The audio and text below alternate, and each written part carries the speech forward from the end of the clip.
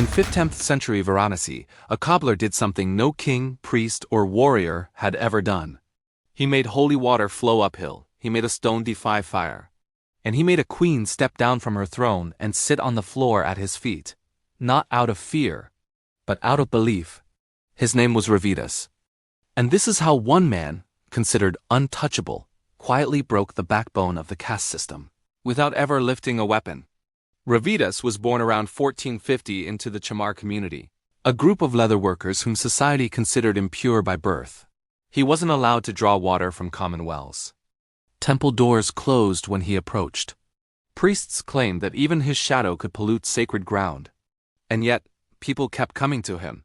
Here's where the mystery begins. As a child, Ravidas asked his father a dangerous question. If our work makes us impure, then when someone else dies, doesn't their body become the same as ours? His father slapped him hard, not from anger, but from fear. Questions like that could get families killed. But the question never left Ravidas. If God created everyone, why did God supposedly reject some from birth? By his 20s, Ravidas worked as a cobbler by day. But at night, strange stories spread through Varanasi. People whispered that when he stitched shoes while singing devotional songs, the stitches completed themselves. That his small hut glowed softly after sunset. That sick people left healed after drinking plain water he offered from his own cup. The higher castes just laughed it off as superstition. Until a wealthy merchant brought his dying daughter to Ravidas. No physician could cure her. Out of pure desperation, the merchant took her to the cobbler. Ravidas looked at the girl and said something unsettling. Your illness isn't in your body. It's in believing you are above others. He handed her water from his own cup. The merchant panicked. This water was considered polluted, but the girl drank it anyway. Within days, she recovered completely. That moment terrified the religious establishment. If an untouchable could heal, if God responded to him, then what was caste really built on? So the priests decided to destroy him publicly. They announced a challenge. Every holy man would bring sacred water from the Ganges to the temple. Ravidas was invited too, a perfect trap. If he brought water, he'd be punished for touching it. If he didn't, he'd be exposed as a fraud. The day arrived. Priests stood proudly with their gold and silver vessels. Ravidas arrived at sunset, empty-handed. The priests mocked him. Where's your holy water, cobbler? Ravidas smiled. I brought it. I carried it in my heart. Laughter erupted. Water flows down, not up, the head priest sneered. Ravidas closed his eyes and began to sing. Witnesses say something impossible happened. Water began seeping from the temple steps, flowing upward, toward the man forbidden to climb them. The crowd froze. Some searched for hidden channels. There were none, just solid stone. But Ravidas' story truly explodes when a queen enters it. Queen Jali, often associated with Mirabai, heard of the cobbler saint and decided to visit him, against every warning. Her advisors begged her to stop. You will lose your purity, your honor. She answered calmly. If God does not see caste, why should I?